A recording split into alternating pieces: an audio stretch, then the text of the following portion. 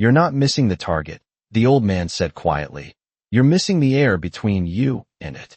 The words cut through the morning like a round that never needed to be fired, low and steady, almost lost beneath the restless wind sweeping across the range. But every Marine on that firing line felt it land whether they wanted to or not, because nothing else had worked all morning and frustration had already burned through discipline, leaving only tight jaws and narrowed eyes behind scopes that kept telling them the same lie, that everything was correct, that the data was clean, that the shot should have landed. Yet the steel silhouette sitting nearly 1,800 yards out might as well have been untouchable, untouched, silent, mocking them with every miss as the faint shimmer of heat rising off the rocky terrain bent light in ways their equipment struggled to interpret. And Gunnery Sergeant Mason Reed stood behind them with his arms crossed, boots planted hard into the gravel, watching another shot break and vanish into nothing. No ring, no movement, just empty distance. Swallowing another attempt, and Reed exhaled through his nose, sharp and controlled, the kind of breath that said his patience was wearing thin even if his voice hadn't yet followed. Because this wasn't just any drill, this was a long-range qualification that his unit was supposed to dominate, not stumble through, not hesitate on, and certainly not fail in front of observers who had already begun to murmur quietly among themselves near the shade line, their silhouettes still and unimpressed. While the Marines rotated shooters and spotters, adjusting dope, recalculating wind calls, feeding numbers into ballistic solvers strapped to their wrists, checking kestrels, checking flags, checking everything except the one thing none of their tools could quite agree on, the invisible, shifting layers of air that stretched from muzzle to target like an unseen maze. And just beyond the firing line, standing where he shouldn't have been, was the old man, still as weathered stone, hands resting loosely at his sides, a long cloth-wrapped object leaning against his leg,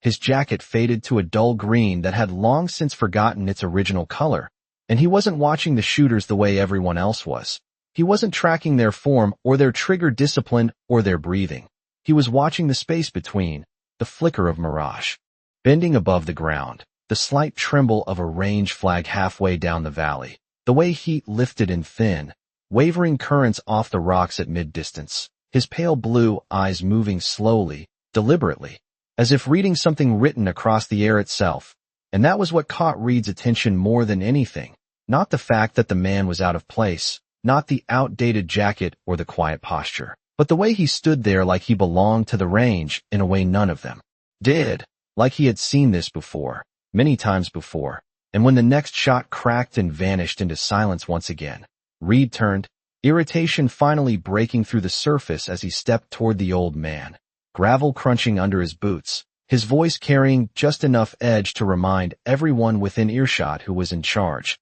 asking him what exactly he thought he was doing standing in a restricted training area. But the old man didn't react the way most people did when confronted by authority. He didn't flinch or apologize or step back. He simply shifted his gaze from the distant hills to Reed's face, calm, unhurried, as if time moved differently for him. And then he said it again, softer this time, almost like a reminder rather than a correction, that they weren't missing the target, they were missing the air. And for a moment, just a brief moment, the wind seemed to press in around them, the flags snapping unevenly downrange, the mirage bending in different directions, at different distances. And something about the way he said it, the certainty in it, made one of the younger Marines lower his spotting scope just slightly, his brow tightening as if he was beginning to see something he hadn't noticed before. But Reed didn't catch that, not yet, because to him, all he saw was an old man speaking out of turn in the middle of a failing exercise, and failure was something he did not tolerate, not from his Marines, and certainly not from a stranger who had no business being there in the first place. Reed let the silence hang for half a second longer than necessary, then shook his head once, sharp and dismissive, as if clearing something that had no business being there in the first place, and he stepped closer to the old man until the space between them felt deliberate, controlled, his voice low but carrying enough authority to reach every Marine on the line, telling him that this was a restricted range and that unless he had orders, credentials, or a very good reason to be standing there, he needed to move along immediately. But the old man did not move, not an inch, And that was what made a few of the younger Marines glance over again. Because people usually moved when Reed spoke like that, they straightened up. They corrected themselves. They complied. But this man simply remained where he was, his gaze drifting past Reed again toward the long stretch of terrain where heat shimmered in uneven waves, and he tilted his head slightly, as if listening to something just out of reach, something carried in the wind that cut across the ridgeline in inconsistent pulses. And when he finally spoke again, it was not louder, not sharper, just precise, saying that the flag at the target was lying, that it was showing a clean left to right, but the air just short of it was pushing the other way, bending the shot before it ever reached steel, and that the middle distance was worse, that the rock face at around 900 yards was throwing heat upward, lifting the round just enough to make every correction wrong by a fraction that mattered at that range. And one of the Marines, Lance Corporal Ethan Cole, felt something tighten in his chest because he had seen it, not clearly, not enough to say anything out loud, but enough to hesitate each time he called wind for his shooter, enough to wonder why the numbers never quite lined up with what his eyes were trying to tell him. And now this old man was saying it like it was obvious, like it had always been there. And Cole lowered his spotting scope just a fraction,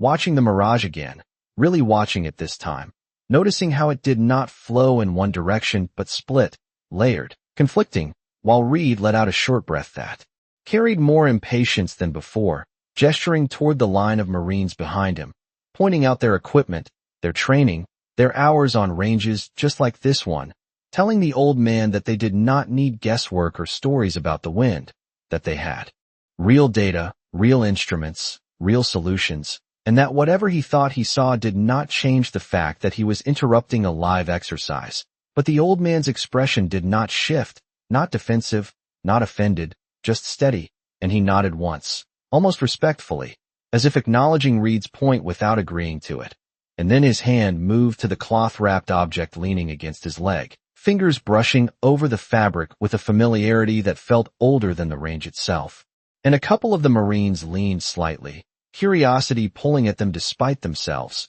because something about the way he handled it did not match the rest of him, not the worn jacket or the quiet stance, but something practiced, something deliberate, and Reed noticed that too, his eyes narrowing as he followed the movement, asking him what exactly he was carrying, his tone edged with skepticism, already expecting something irrelevant, something that would justify sending him off without another word. And the old man paused for just a moment before answering, his voice even, saying it was just an old rifle, nothing special, which earned a low chuckle from one of the Marines further down the line, the kind of sound that came from frustration looking for an easy target. And Reed's mouth tightened slightly as he gestured again, this time more firmly, telling him to clear the area, but behind him, Cole was still staring through his scope, watching the mirage twist in opposing directions, feeling that quiet unease settle deeper, because for the first time all morning, something actually made sense, and he could not shake the feeling that the man standing behind them understood the range better than any screen or sensor they had brought with them. The chuckle spread faster than it should have, carried on the same uneven wind that had been mocking them all morning, and one of the younger Marines stepped forward just enough to get a better look, tilting his head toward the cloth-wrapped object with a smirk that had more edge than humor in it, asking if that old rifle was supposed to fix what a full team of trained snipers could not. And a few more quiet laughs followed, not loud, not disrespectful enough to break discipline, but sharp, enough to draw a line between them and him. And Reed did not stop it, not immediately, because part of him agreed. Part of him saw exactly what they saw, an old man with outdated gear standing in the middle of a modern training problem, offering answers that sounded more like instinct than data. And instinct was not something you relied on when you had numbers, when you had systems, when you had precision measured down to fractions of a minute of angle. So Reed folded his arms again and let the moment play out, his eyes fixed on the rifle as the old man slowly unwrapped it, not in a hurry, not defensive, just careful, as if the act itself mattered. And when the fabric fell away, the rifle beneath it looked exactly like what they had expected, and somehow more than that at the same time. A bolt action with a wooden stock darkened by years of use. The finish worn smooth in places where hands had rested again and again. The metal carrying a dull, honest sheen instead of the sharp, untouched look of something new. And there, just above the bolt, was a deep gouge in the wood. Irregular, not decorative, not accidental in the way where usually was, but something that had happened once and stayed. And the Marine who had laughed first pointed at it, shaking his head as he said it looked like the thing had been dragged behind a truck, and another added that it probably had not seen a real range in decades, their words overlapping just enough to build momentum, to turn skepticism into open dismissal. And Reed finally spoke, his tone flat, controlled, but unmistakably condescending now, telling the old man that they were running a live exercise, not a history lesson, and that whatever that rifle had been in its time, it was not going to solve a problem that modern equipment was struggling with. But the old man did not respond to the laughter, did not react to the comments. He simply rested his hand along the stock, fingers brushing over the gouge for just a second longer than the rest of the surface, and something in that small motion shifted the air around him, subtle, almost invisible, but enough that Cole noticed it, enough that the uneasy feeling in his chest sharpened into something more focused, because the way the man touched that rifle was not casual. It was not nostalgic, it was precise. Like a habit formed under pressure, and the old man lifted it slightly, not shouldering it, not aiming, just holding it in a way that aligned naturally with his body, as if the weight and balance were already known to him without thought. And he glanced once more downrange, eyes narrowing just a fraction as the wind shifted again, the flags snapping out of sync, the mirage bending in layered ways that most of them were still trying to reduce into a single number. And when he spoke this time, his voice did not carry irritation or defense, only quiet certainty, saying that the problem was not the distance, not the rifle, not even the shooter. It was that they were treating the air like it was consistent, like it followed rules that stayed the same from 1 yard to the next, and that at this distance, on this ground, at this time of day, it did not, and the laughter faded a little at that, not gone, but thinner, less confident, because even Reed could not ignore that every solution they had tried so far had failed in exactly the way the old man was describing. And for the first time, just for a moment, the range did not feel like a controlled environment anymore. It felt unpredictable, layered, alive in a way their data had not accounted for. And Reed's jaw tightened as he looked from the rifle back to the man holding it, weighing something he did not yet want to admit, while behind him. Cole lowered his scope completely now, his eyes fixed on the gouge in the stock, on the man's steady hands, and on the growing realization that this was no longer just an interruption. It was the beginning of something none of them had planned for. The wind shifted again, not stronger but different, sliding across the range in a way that made the flags hesitate before snapping in a direction that did not match the shimmer above the ground. And Dean Walker felt it before he saw it, a subtle change in pressure against his cheek, a faint difference in how the air moved around the rifle in his hands, and his fingers rested once more on the gouge in the wooden stock, tracing its edge without looking, the motion small and almost unconscious. But it anchored him somewhere far removed from the dry heat and gravel under his boots, somewhere dense and green and alive with a different kind of silence. And for a fraction of a second the range disappeared, replaced by a memory that did not announce itself. It simply returned, thick air pressing against his lungs, the smell of damp earth and burned metal lingering in the background, the weight of the same rifle in his hands, newer then, the wood unscarred except for the fresh tear that had just split through it, a jagged mark left by something that had passed too close to ignore, and he remembered lying prone on ground that was not stable, not predictable, reading movement not from flags or instruments but from leaves trembling in uneven patterns, from the way heat rose off soaked terrain in broken waves, from the way distance bent under pressure and time stretched thin between one breath and the next. And there had been no numbers then, no digital readouts, only instinct sharpened into something precise, something that did not question itself once it locked in. And the shot he had taken that day had not been about hitting steel or proving anything. It had been about understanding the space between him and what mattered, about trusting that the air itself could be read if you stopped trying to force it into rules it did not follow. And just as quickly as it came, the memory faded, the green replaced by the muted browns and grays of the present range, the distant steel target still standing untouched, the Marines still watching, some with skepticism, some with something closer to uncertainty now, and Dean blinked once, his focus settling back into the moment with the same calm that had carried him through years none of them could see. And he shifted his stance slightly, not preparing to shoot, not yet, but aligning himself with the ground as if measuring it through his feet. And Reed noticed that, the change so subtle it almost went missed, but not quite. And his eyes narrowed again, this time not just in irritation but in calculation, because whatever this was, it was no longer just an old man out of place. It was something that did not fit neatly into the categories he relied on. And behind him, Cole watched the entire sequence without fully understanding why he could not look away. His gaze moving from the gouge in the rifle to the man's face and back again,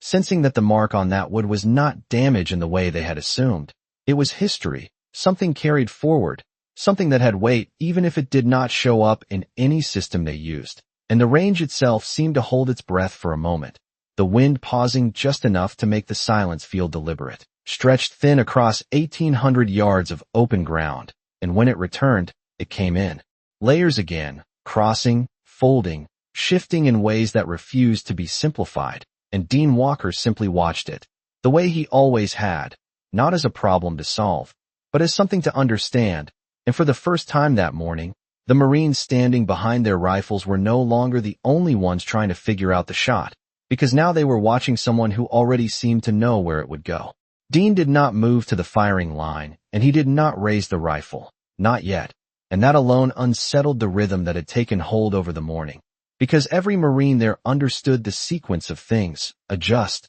confirm, breathe, fire, repeat. But this man stepped outside of it entirely, and instead of taking a position, he turned slightly toward the nearest spotter, his gaze not confrontational, not challenging, but direct, asking quietly what the last wind call had been at 600 yards, and the Marine hesitated before answering, glancing at Reed for a fraction of a second before giving the number, a clean left to right at 3 miles per hour, confirmed by both the Kestrel and the mid-range flag, and Dean nodded once, not dismissing it, just placing it somewhere in his mind. Then he shifted his eyes further downrange, asking about 900 yards, and the answer came with less confidence this time, because that was where the readings had started to drift, where the mirage bent in a way that did not match the instruments, where calls became estimates dressed up as certainty, and Dean let that settle, his gaze moving slowly across the terrain, following lines that were not marked on any map they had,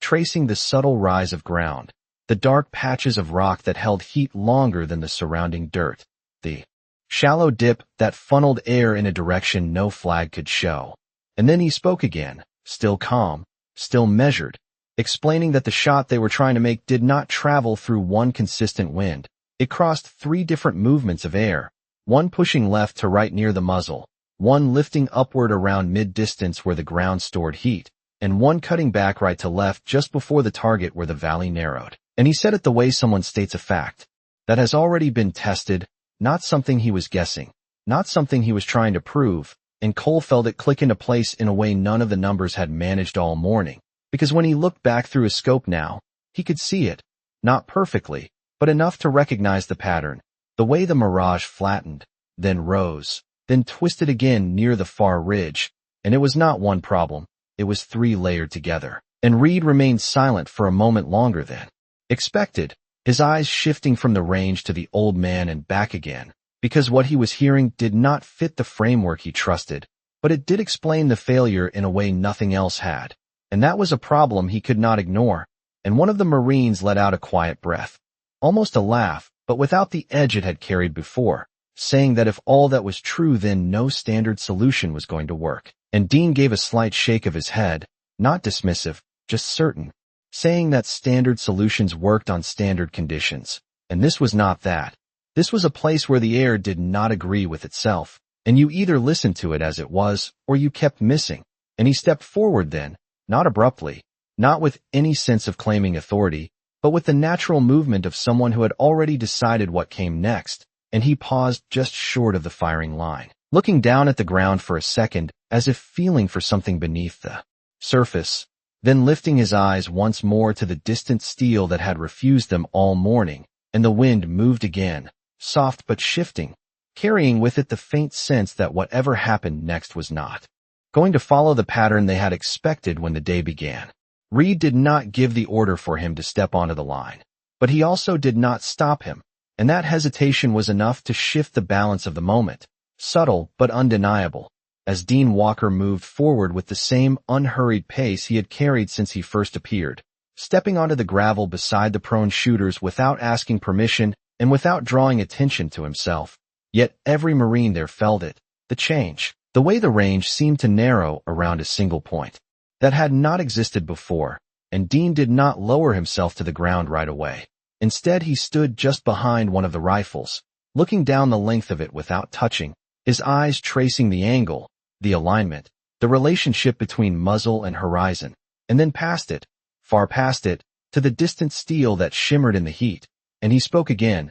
not to Reed, not to the group, but to the space itself, saying that they were chasing the target instead of understanding the path. That every correction they made was reacting to the last miss instead of anticipating the next shift. And one of the Marines started to respond, to defend the process, but stopped halfway through the sentence because the words felt thin now, less certain than they had an hour ago. And Dean reached out then, not to take the rifle, but to lightly tap the spotter's shoulder, guiding his attention through the scope without looking through it himself, telling him to watch the mirage at about 1,000 yards. Not the flags, not the numbers, just the movement of heat, and Cole leaned into his optic again, adjusting focus slightly, and what he saw made his breath slow, because the air there was not moving cleanly left or right. It was lifting, bending upward in a way that would carry a round higher than expected before gravity took it back down, and Dean nodded as if he could see it without the glass,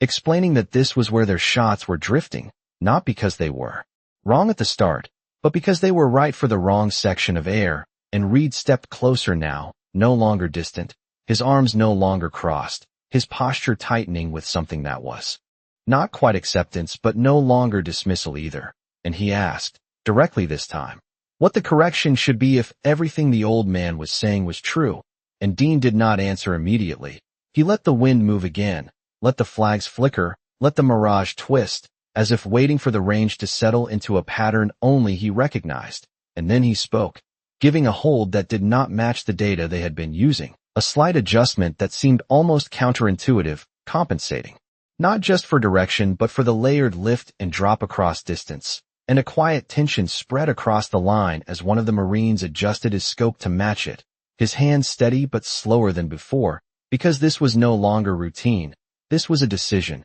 And when he settled behind the rifle again, breathing controlled, waiting for the signal that never quite came, Dean simply stepped back half a pace, clearing the line without ceremony, his role in that moment already complete. And the Marine took the shot, the crack of it cutting through the air clean and sharp, and for a split second nothing happened, just distance and heat and silence, until the faintest movement flickered near the target. Not a clear strike, not yet, but close enough that every man there felt it. The difference, the shift from failure to possibility. And Reed's eyes snapped to Dean, not with authority this time, but with something far more dangerous to his certainty, recognition beginning to form. In the space where doubt had been, the faint movement at the target did not ring out with the clean metallic confirmation they had been waiting for, but it was enough to shift every set of eyes down range and hold them there for a fraction longer than usual. Enough to break the cycle of frustration that had defined the entire morning.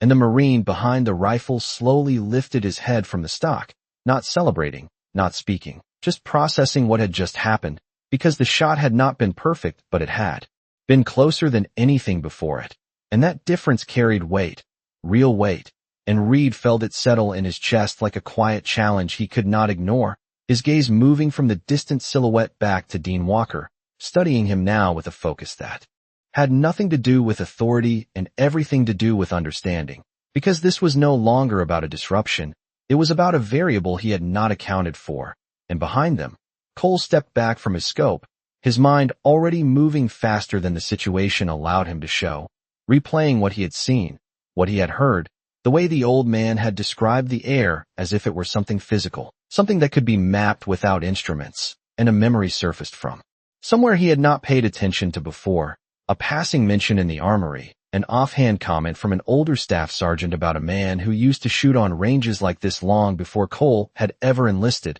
A name spoken without explanation, but with a kind of respect that had stuck without context, and Cole felt a sudden urgency he could not quite justify, not yet, but enough to make him step away from the line under the pretense of adjusting equipment, moving toward the edge of the range where his phone rested in his pack, his movements controlled, casual enough not to draw Reed's attention, and he pulled it free, turning slightly away from the others as he scrolled through contacts he rarely used, stopping on a number he had been given for range support, a line that connected to people who knew more about this place than any of them did. And when the call connected, his voice was low, steady, asking a simple question that felt heavier than it should have, asking if there was any record, any history tied to the name Dean Walker. And on the other end there was a pause, not long, but long enough to register, long enough to make Cole's grip on the phone tighten just slightly. And when the voice came back, it was different now, sharper, more focused, asking him to repeat the name, and Cole did, slower this time, more deliberate. And another pause followed, deeper, quieter, before the voice responded again, asking where exactly he was, what range, what unit, and Cole answered each question with growing awareness that something had shifted beyond the line he stood on, and the response he received was not loud, not dramatic, but it carried a weight that settled into him immediately, telling him to stay where he was, to not escalate anything, to simply observe, and that someone would be informed. And Cole ended the call without another word, sliding the phone back into his pack as he turned toward the firing line again, his eyes finding Dean Walker first, then Reed, then the distant target that no longer felt unreachable. And the wind moved again across the range, subtle but layered, and for the first time that morning, it felt like it was no longer the only thing in control. Reed did not issue a command, and that was the moment everything shifted.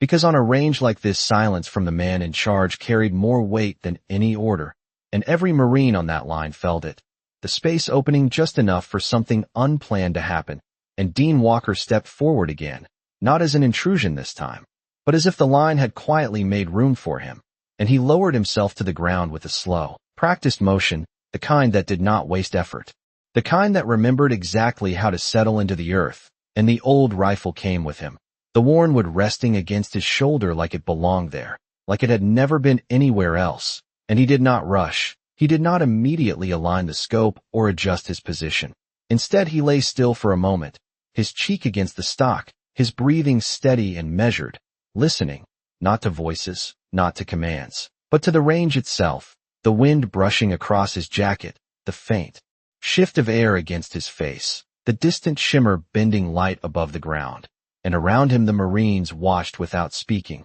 the earlier laughter gone, replaced by something quieter, something heavier, because even without understanding why, they knew this was different, and Reed stood just behind him now, close enough to see every detail, the way Dean's fingers rested along the bolt, the way his body aligned naturally with the rifle without adjustment, without hesitation, as if the position had been set long before this moment. And for a brief second Reed considered stopping it, reasserting control, bringing the situation back into something structured and familiar. But he did not, because the near hit from the last shot still lingered, because the explanation about the air still made sense in a way he could not dismiss, and because something in the old man's stillness made interruption feel like a mistake, and Dean's eyes tracked down range, not through the scope at first, but over it, reading the space between, watching the mid-distance heat lift again in a soft wave, watching the far ridge bend the wind just enough to change direction before the target, and only then did he settle behind the glass, his breathing slowing further, each inhale controlled, each exhale deliberate, not forced, not exaggerated, just enough to steady everything into alignment, and time stretched in that moment, not because anything stopped, but because everything narrowed, the wind still moving, the flag still shifting, the mirage still bending, but all of it falling into a pattern that only one man on that line seemed to fully recognize, and no one spoke, no one adjusted, no one interfered, and then, without warning, without build-up, without drama, Dean squeezed the trigger, the shot breaking clean and quiet,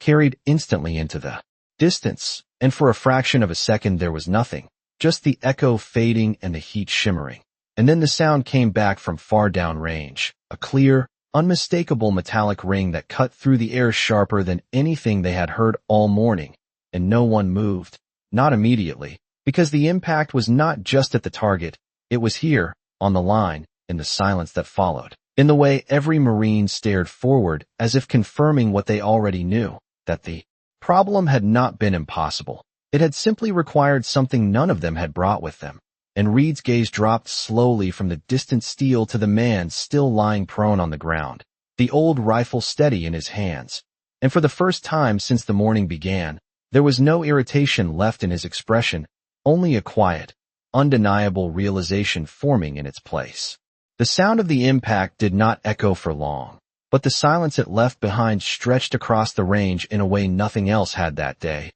settling into every man standing there. And Dean Walker did not move right away. He remained prone for a second longer, as if confirming something only he needed to confirm. Then he slowly lifted his head, worked the bolt with a smooth, familiar motion, and pushed himself back to his feet without urgency, the rifle coming with him as naturally as it had gone down. And no one spoke, not even Reed, because whatever words had been ready earlier no longer fit the moment. And as Dean stepped back from the line, brushing a bit of dust from his sleeve with an absent motion, the distant hum of an approaching vehicle began to rise from the far edge of the range, low at first, then clearer, tires moving over gravel with purpose, and a few heads turned, not sharply, but enough to register that something outside their immediate circle was changing, and the vehicle came into view along the access road, a dark government-issued SUV that did not belong to routine observation, its presence carrying a different kind of authority,